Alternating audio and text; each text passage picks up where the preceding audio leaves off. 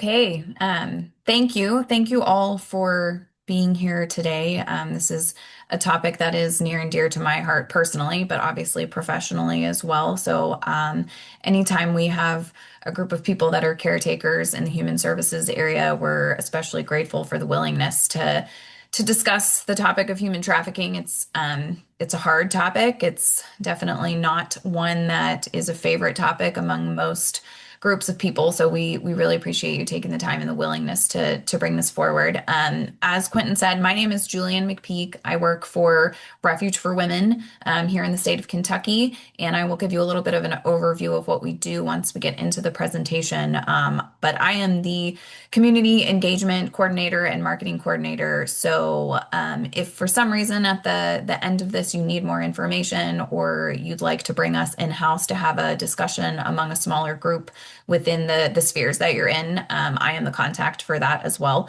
We're also happy to do that, and we serve the whole state of Kentucky. So I think for questions, for simplicity's sake, I think what I'll do is I'll run through the presentation. It's about 30 slides. It won't take me the whole hour to do that, and then we can save time for any questions that you have. But if you want to just put them in the chat as we go through the presentation, that way I am able to kind of go back and look, and if we need to pull the PowerPoint back up to point to specific facts or figures that you feel like you might have missed, then we can do that. But that way I've got a cohesive list, and anything that I'm not able to take the time to answer during the presentation, or maybe I don't have the answer to you for you that I need to go looking for it, then I have a record of those questions, and I can confer and get those over to Beth for you all. So I will go ahead and pull up this presentation for you all. Maybe.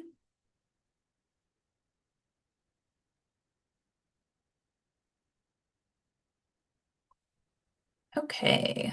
I'm gonna assume that everyone can see this, but flag Quentin if for some reason you cannot.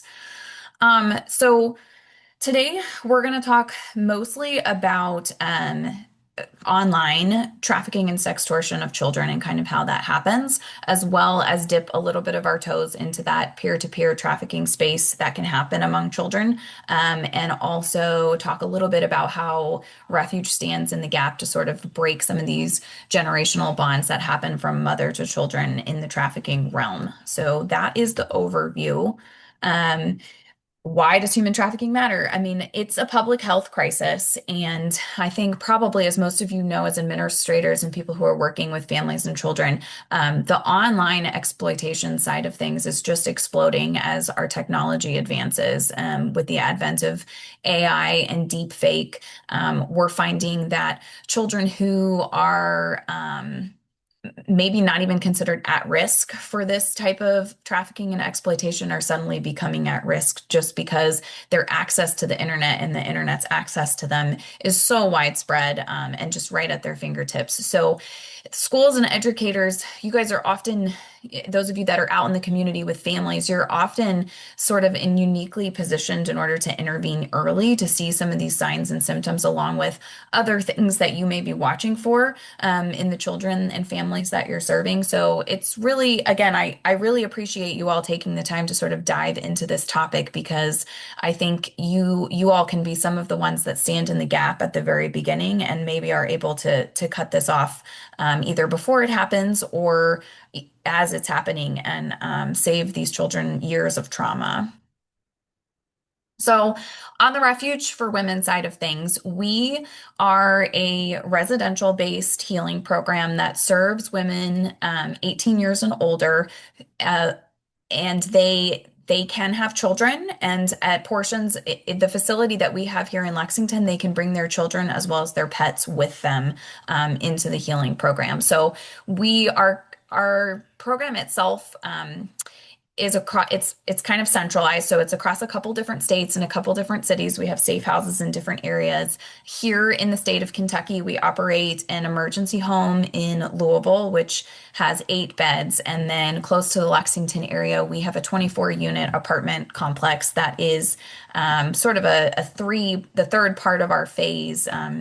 series of programming called reintegration. And that is where they are sort of breaking free from the cycle. They're a little bit further along in their healing journey, and we are working through getting them sort of redignified, giving them some skills and some tools to be able to live on their own so that when they feel that they're ready to leave our housing program, that they're able to step out into the world and make some informed choices for themselves. So giving them that ability to go back to make some choices that they'd like to. So community reintegration is high on our priority list. Case management, we work in a long-term format as well, and dignity and freedom is really the end goal for the women that we serve. So our mission is to empower sexually exploited women to live a life of freedom through faith-based residential healing programs. And again, kind of back to that hope, support, and tools model. We want to give her all three of those things so that she's able to pursue what it is that she wants to pursue, whether she has children or not. So this is that three-part system I was talking about. The yellow homes on the map are the different states that we have homes in. Some of them have more than one, like in Kentucky, we have two. Texas has four, that type of thing.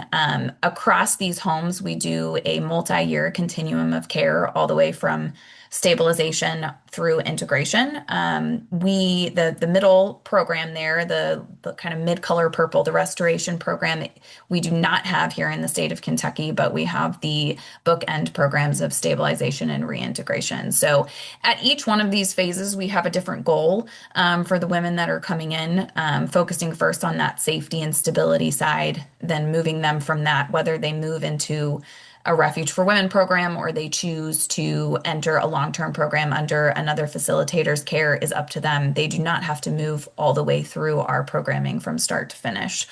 They can kind of choose to come wherever best meets their need along the way. We are a referral-based program across the board, but they can self-refer. So they can come through a case or community worker, but they are also able to self-refer and apply into the program at any of three levels. So I just like to always start with giving people kind of an introduction to what the actual definition of human trafficking is, declared by the U.S. Department of Homeland Security. I think a lot of times the biggest myth in the human trafficking world is that it looks like a white van with a sliding door and a man that reaches out and grabs a woman or a child and throws him or her in that van and drives off with them and sells them into the sex trade. And this is certainly a horrible scenario and it can happen. But more often than not, that is not the case of what human trafficking looks like in the United States. So by definition, human trafficking is the use of force, fraud, or coercion to attain some type of labor or commercial sex act. It's also a crime of exploitation, so the sale of human beings.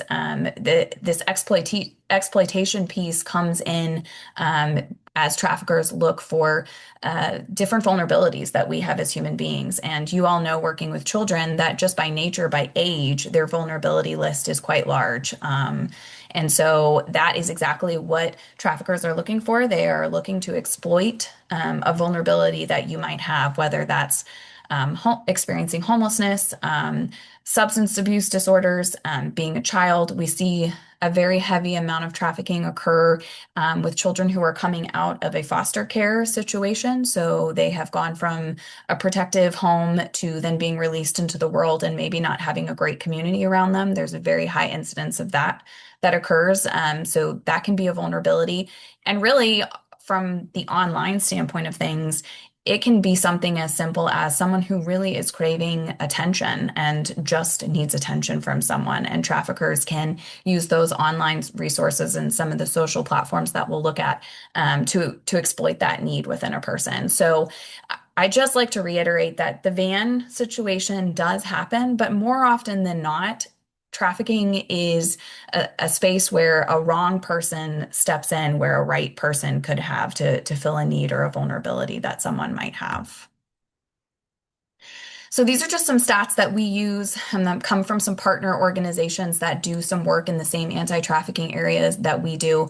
The Tim Tebow Foundation, if you don't know about what he's doing in the space of child trafficking, I really encourage you to look that up. He's doing a lot of work at the legislative level to protect children online, especially. But his research has found that nearly 85 million pictures and videos depicting child sexual abuse material worldwide were reported in 2021. And so, I just want to point out that the United States is the number one consumer of child sexual abuse material. So we may not be producing all of it, but we are the number one consumer. And you all are smart people. You know what happens with supply and demand, correct? If there is no demand, the supply would not need to keep up with that. So it's just something to think about. We work with an organization that is also based here in Kentucky called Safe Passage USA, and they have hubs here and as well as in Atlanta, Georgia, and they are reporting that there are about 18,000 children that are trafficked annually across the United States, and that's a $9.5 billion industry here in the US. So I also want to point out the number that 94% of history of trafficked children are in the child welfare system. So that sort of goes back to that discussion about vulnerabilities, and that those children themselves are particularly at risk because they are in a system that may have some instability in their family and community life. So, and then 63% don't even know that they are victims. And obviously, when we're dealing with children, that's an understandable number, right? Because they are only understanding what they're being told a lot of the times. So what we know about child digital exploitation. So age 12 is the average age of entry into the commercial sexual exploitation industry. I think that the number that they've put out there right now is the average age of a child that enters trafficking is actually 8 to 10 years old. So it's a very young number age of children that are kind of entering into this world.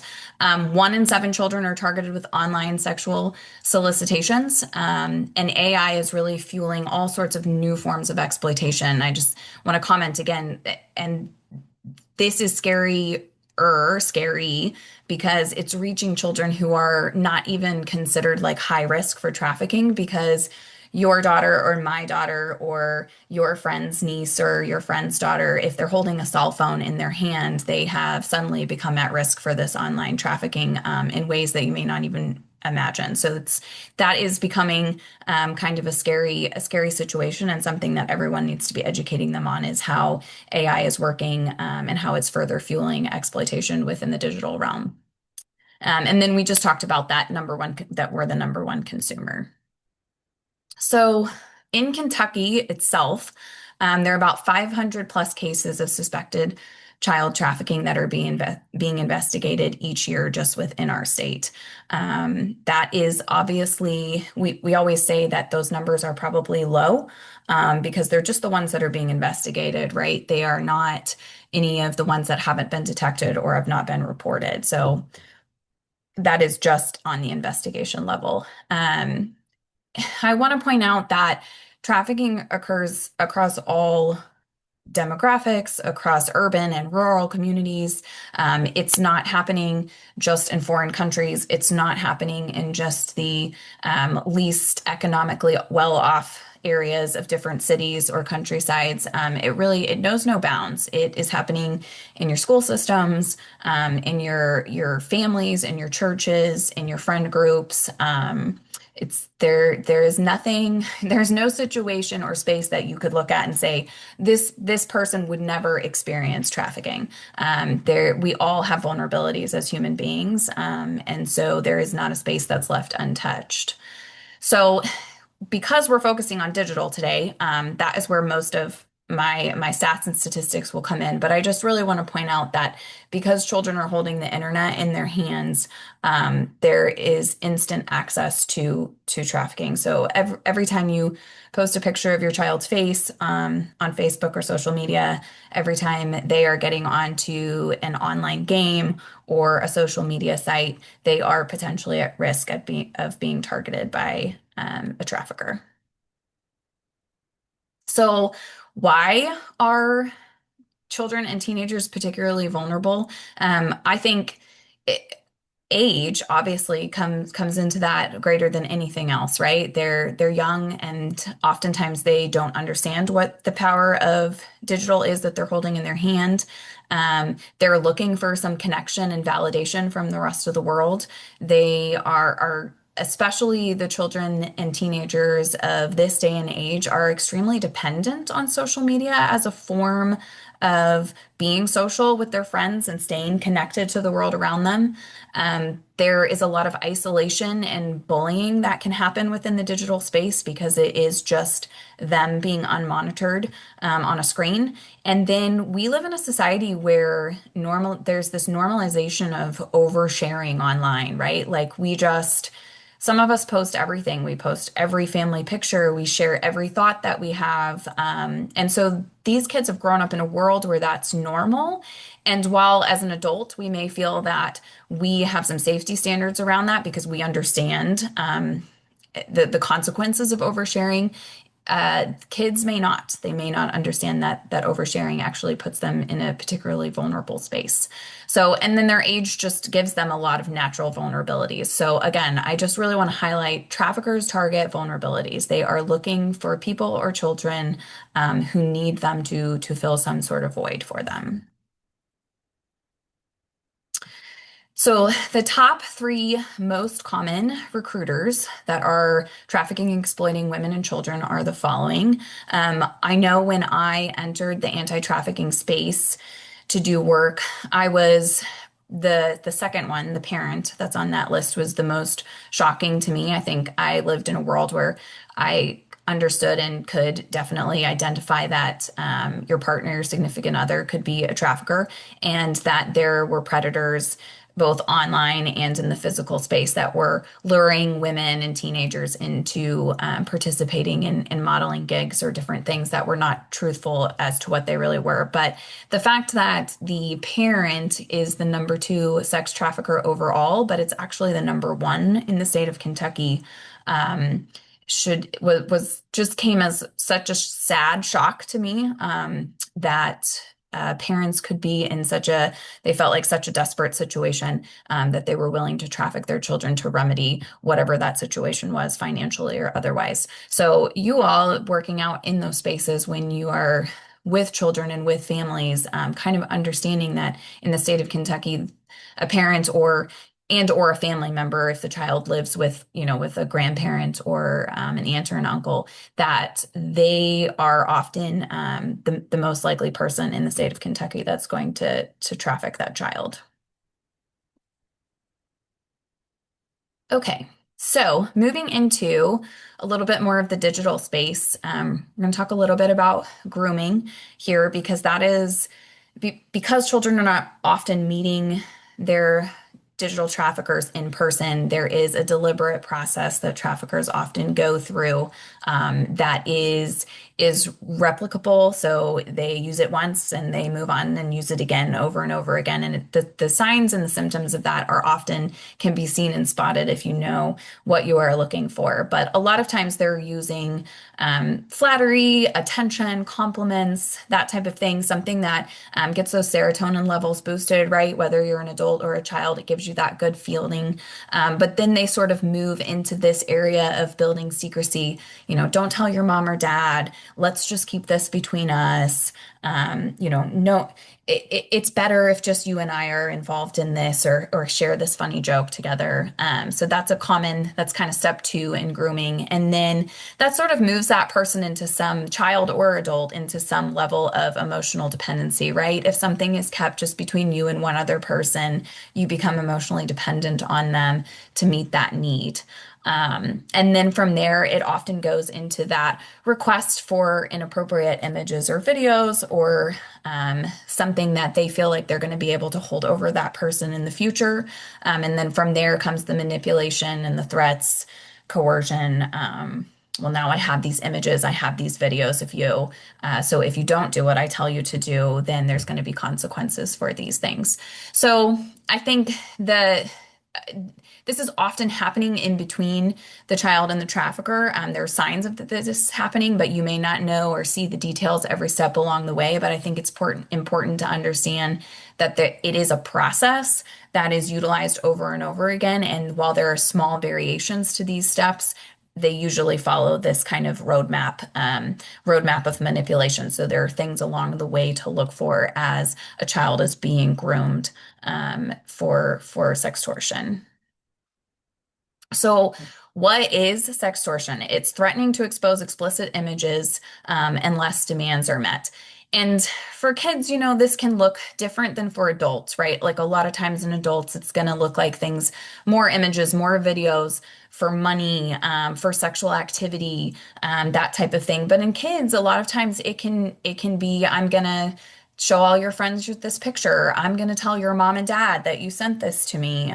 There can still be threats made on the family, but it can, and there can still be sexual activity. But I think a lot of times the sextortion occurs at the level of whatever stage of life that child is in, and how old they are will depend on what exactly is being extorted out of them. But the other important piece that comes into play here is this peer-to-peer trafficking concept. And unfortunately, they're seeing a lot of times that once a child is kind of in this cycle of grooming and being sextorted, the ante that is upped by the trafficker is, well, now I need your friends' pictures. Now I need your boyfriend's pictures. Now I need you to introduce me to so and so. And if you don't, then XYZ consequence is going to happen. And so these are children, and so they are doing what they feel like they need to do to survive. And so then you may have another child that inadvertently introduces another child or introduces another child's imagery into a sextortion situation. So that is where the peer-to-peer trafficking side of things at a younger age level tends to come into play. There are so many digital dangers in this world. I think most of you are probably familiar with most of these platforms. Snapchat has kind of risen to the surface recently as being kind of the number one social media platform that is being utilized to traffic kids that are 18 and under. There's all sorts of things within Snapchat that are not safe, including the map that they can make public for everyone to see where they are. The fact that messages can disappear is obviously a huge issue, and traffickers are using that to exploit that situation. Instagram is a big one as well. It's image based. It also has a map now or it has a location data where you can make your location public. So it's extremely dangerous. TikTok is a big one that's rising. Discord, and then I really want to draw some attention to the gaming platforms as well, including Roblox. There's a new, I think it's a Netflix documentary. I could be wrong about the platform, but there's a new documentary out on the game of Roblox, and it will really make you take a step back and realize just how predatory people are. They're finding that there are so many avenues in between private chat rooms that are allowing predators to sort of move in on these gaming platforms and exploit children and ask them to do things that they shouldn't be doing, or just having inappropriate conversations with them, even for their age level.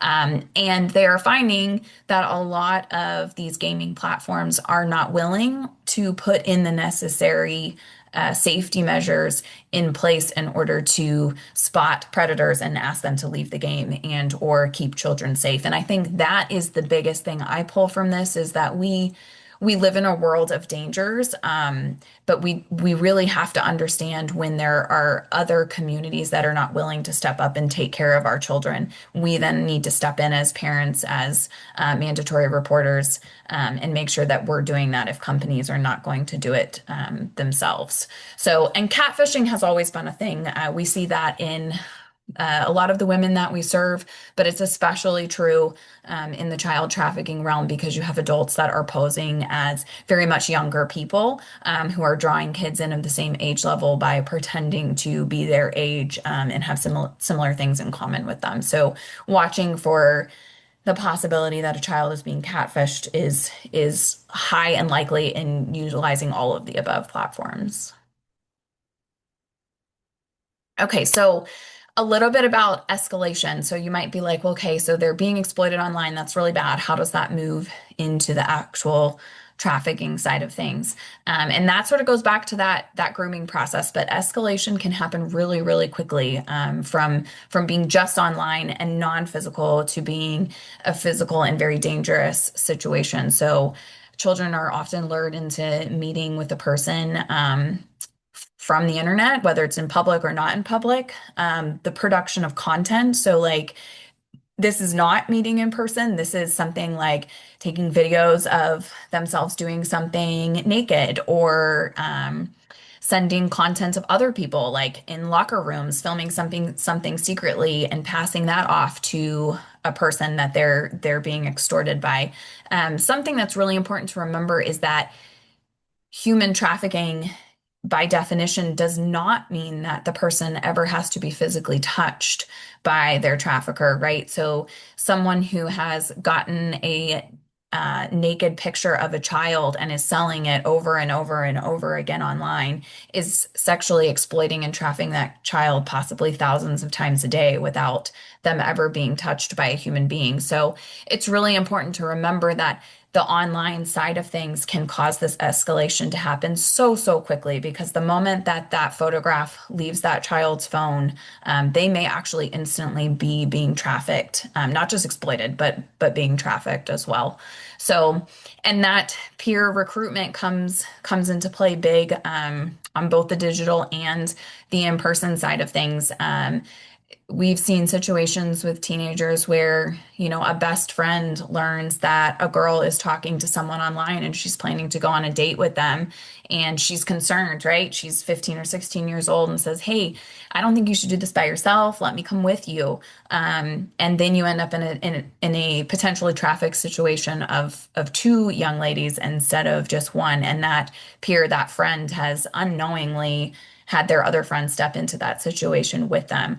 And then you have the side that we talked about before, which is where your trafficker is demanding something of that person that they're getting another peer involved. And so they're doing that under those extortion means as well.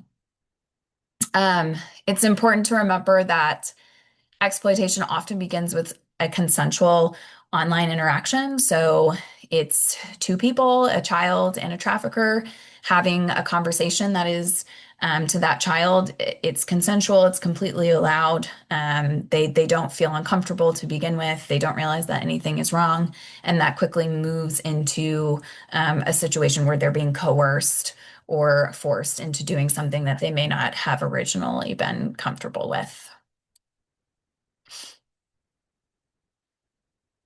So more stats and data about trafficking among teenagers in specifically. So looking at a little bit of that older age group here, there's definitely a higher incidence of recruitment happening, so that peer-to-peer trafficking among teenagers than there are in younger children. Some of that is just because their mental capacity is greater, right? So traffickers have the ability to exert a little bit more force on them emotionally to get them to do what they want them to do.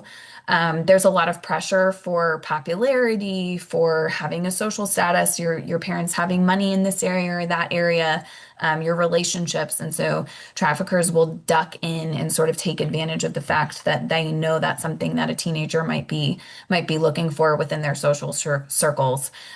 Sharing of explicit images without consent. This is big in those older age groups, right? Because we know, unfortunately, that teenagers are already doing that with each other a lot of the times anyway. And so it doesn't take very much for a trafficker to move them from thinking that, remember, this is normal. You do this with your friends, or your boyfriend or your girlfriend, and moving that into a situation where they're then sending those images to themselves, to the trafficker. So, and social status is really important, right? We've all been teenagers before. Um, we all want to have friends. All want to believe that we're the most popular or the best or the most beautiful. And so traffickers will kind of move in and really heavily use that part of manipulation, to get them to do what they want them to do. So, other child victims may also become recruiters under coercion. And so it's just really important, that we're doing some education and keeping conversation open with children of all ages, but teenagers as well, that they're not getting themselves into a situation online where they're coerced into creating not just a dangerous situation for themselves, but also for their friend group. So a couple of red flag warnings that can kind of come along at any stage of the grooming process, but are some things to really look for in children that are being trafficked or are maybe not being trafficked yet, but are being groomed and potentially extorted online. And just so you all know, like just because a child has sudden secrecy about devices or has sudden extreme mood changes in behavior doesn't mean that they are being trafficked. What we usually tell people is you're kind of like a puzzle builder. You're going to have to take a couple different symptoms or signs that you see and start to put them together. And so if you sort of know these four areas of indicators and you're looking at a child or you're meeting with a child or interacting with a child who seems very withdrawn, their parents are saying they've become disrespectful recently. They're very secretive about their devices and they keep showing up with unexplained cash or jewelry. That maybe you're taking each of those and putting them together and saying, okay, maybe this is a situation that we need to look into. So again, each of these standing alone on their own are not really necessarily a sign that trafficking or grooming is occurring. But when you start to put multiple of them together, and they're happening on a consistent basis, that may be a time where it's time to maybe ask yourself if there's something going on. And I think the other part of this is trauma responses in teenagers and kind of knowing those. They're going to be different for every age level. They're going to be different for the different groups that you all are working with, depending on your city, depending on whether you're rural or you're inner city. So these are all going to look a little bit different from a trauma response perspective per victim, but something these are kind of the main areas that we tell people to look for, in children in particular, that they are potentially being actively groomed and actively trafficked, and they will have this concept of trying to protect that person, right? Because a lot of times they've gone into this situation or relationship willingly, right? Like it starts out with them stepping in on their own, initiating the conversation or becoming friends with this person online. So they may feel this need to protect their exploiter. They may minimize the abuse. Most situations of sex trafficking and sextortion are embarrassing to the person that they're happening to no matter the age group, right? So they may minimize what is actually going on, or what has actually occurred, or it's not that big a deal, or I sent them that picture willingly, that type of thing. So some of those conversations may come out as you start to probe, a little bit deeper. They may just avoid disclosure altogether. So you may have to come up with some and other ways to ask questions that are not just so direct, in trafficking situations, and find ways to in a trauma informed environment give that child the opportunity to disclose information that might not feel very comfortable, and then a lot of times they'll return right back to those dangerous situations because with children, it's because they may not know any better or they may not feel safe in the environment that they're in, and so they're just sort of falling back into what is comfortable for the time. We often find in adults and females, they return to that situation because it's their normal, right? And so while it's dangerous, their definition of safe is very different than what the normal definition or the standard definition of safe is. And so returning into what we consider a dangerous situation feels more comfortable than stepping outside of that, and reaping the consequences of what it looks like to step outside of a trafficking situation. Um, the other part of that is trauma bonding and coercive control. And really, the trauma bonding part on the peer-to-peer side of things just looks like peer pressure, right? Like if they are being trafficked by a friend, whether or a peer, whether it's willing or unwillingly, they're a peer, right? They're the same age, the same thing might be happening to them. And so it's really just this idea that they're stepping back into something that's comfortable and don't even realize that it's causing the cycle to just start keep repeating over and over again. So, response. I did ask Quentin at the beginning of this to ensure that you all are all mandatory reporters, and he said yes. And of course, Kentucky is a mandatory reporting state. So, you all have been through your training. I don't need to go into that really about what your legal requirements are to report suspected abuse or exploitation. But these are just kind of the do's and don'ts we give people when they think they're in a situation with trafficking, especially with kids. The one thing that I didn't put on the slide, which I probably should, and you all will know this as well, is that we'd never confront if you think you're sitting in the room with a trafficker, you do not confront them yourselves, right? You report to the proper authorities, the proper hotlines, because we it could be very dangerous for you, but it could be even more dangerous for the child or the person sitting in the room that's being trafficked. So these are sort of some of the same cornerstones of do's and don'ts that you find in just, abuse situations, not necessarily trafficking situations that, we're not promising any secrecy or blaming a child. You're not looking into it on your own. You're not promising any specific outcomes. Instead, you're just kind of affirming safety, listening, staying calm so that they're not feeling guilty or feeling panicked themselves, and then reporting that appropriately to the right person. This is I'm sure you all have the child protection hotline number memorized, but this is the actual hotline for the National Human Trafficking Hotline. And you can text or call that number. You can be anonymous or you can report it with a name.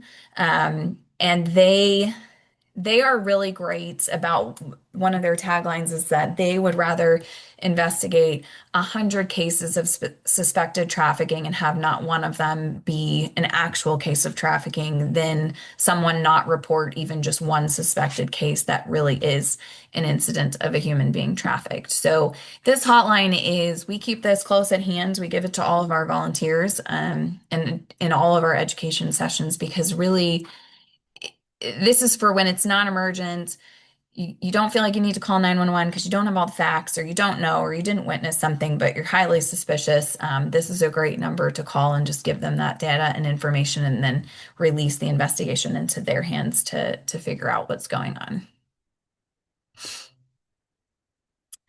So prevention is obviously really important in the trafficking world and the anti-trafficking world and across adults and children. And I think prevention looks a little different at every stage of life, but I think particularly in the space for children, a lot of it is education based, and that's what we're doing here today is making sure that all the adults in the room understand the potential risks and feel like they're equipped to be able to see the signs of grooming and step in. I, one of the things I always say is that like if you're standing along a river and you see people bobbing and drowning along the river, you want to jump in and help them, right? As we all should and rescue them. But if only there were people standing at the top of the river who kept those children in this case from jumping in the first place, then there would be no need for us to step in and rescue halfway down the stream. And so the education piece really provides those people at the top of the river, right, where they can catch it before it even happens, and that way they're preventing those children from ever facing the trauma of being trafficked in the first place. So education and digital literacy just becomes an extremely important key to prevention in this case. I think healthy relationship conversations. It sounds like you all are dealing in family units as well sometimes, and so helping parents to understand or helping guardians to understand what uh, how to have conversations with their kids that are what a healthy relationship should look like. That a person online should never be asking you for pictures of yourselves or asking really personal questions, because you don't have a relationship with that person. You don't know them, so that's not appropriate. Monitoring online trends, it's not enough to just monitor what your child is doing online, because if you don't know how traffickers are using social media websites, are using chat rooms, are using children's games. It doesn't matter how much you watch your child, they are always going to sneak under the rug on things. And so really monitoring what is going on in the world of digital trafficking and being able to stay on top of that. Creating trusted adult connections. It sounds like this is a part of many of your all's jobs as well. So that's really important and really necessary, so that there are a lot of adults in the room, a lot of community members, that if something seems amiss with a child, that they're able to go to another adult that's in that child's life, and talk through what might be going on and formulating a game plan. But also creating trusting situations between children and adults as well, in an appropriate manner, so that those children feel like they are able to come to you or come to a parent or come to another educator, when they feel like something is amiss or before they feel like something is amiss. And then the other part of it is encouraging kind of a reporting culture. And that, I mean that in a way among yourselves, but also among the students and the children that you're caretakers of. I think, unfortunately, we live in a world where we have to sort of introduce to children ahead of time, even at a very young age, that there are potential dangers and that not everybody out there has the best of intentions.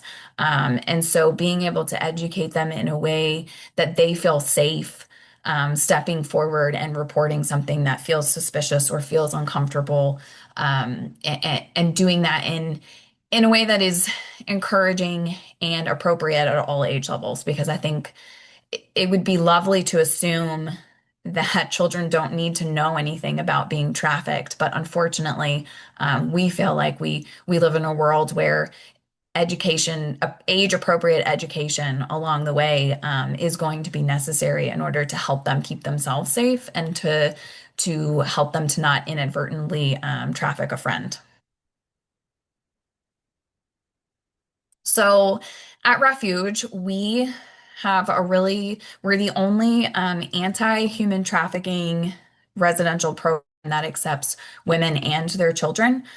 We believe really strongly in keeping families together if we can, and if the mother is ready and prepared for that along her journey. So we do a lot of work with case managers within the foster care system, and reunification processes to try to get those mothers back with their children. And we believe that programs like this are a huge intersection of helping to break generational trafficking. Part of that number that parents are the second traffickers in the state of Kentucky is because some of these mothers have been being trafficked since they were very young and they know nothing else. And so by default, their children, they're also trafficking their children. And so the intervention of stepping in at a crucial point in time when they have young children before that trafficking takes place is helping to break some giant generational barriers, and repeats that are happening within human trafficking. And so our goal is that long-term healing can change that family system. It can give them, those moms, a proper foot out in life. It gives them stable housing. It gives them the ability to have a job, and parenting support that eliminates the possibility of consideration of ever trafficking their own children. So breaking the cycles of exploitation is part of our goal, with being able to bring a family unit into the program to operate and to heal together. So, this is just kind of an overview of everything we've talked about. I know it's been a lot of information, but just that understanding that children who are online, it can move from something that's very simple and seems very innocent to being a crisis faster than a lot of adults even realize. But the more informed and observant that you are of what is going on in a child's life can change that trajectory. And I just want to highlight again that education really is the key to early prevention. So the more you know holds true here. And being able to step in and spot signs and symptoms of online grooming and sextortion is extremely important. I have put in this slide deck because I assume that it sounds like you'll get a recording of it. Some of the places that we pull numbers from that I gave you today, but also because these are all really great resources for learning more um, about the child trafficking landscape in Kentucky, as well as a further in-depth education into some of the topics that we just touched kind of briefly on in our short time today. So these are all really good resources for that moving forward. Okay, I will stop sharing my screen and look at some questions and see if I can do my best to answer them for you all. Let's see. The question is, what was the stat again for moms? Second highest traffickers are mothers. So the stat is actually parents and like a caretaker, like a guardian. So parents are the number two traffickers across the human trafficking landscape in the U.S. In the state of Kentucky, parents or the guardian, grandparents are considered the number one trafficker within the state, within our state.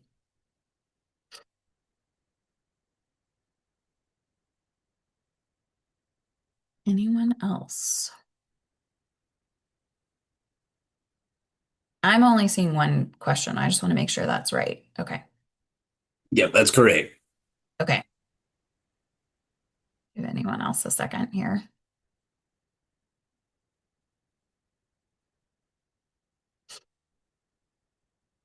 Okay. All right. Well, I guess there's no further questions then.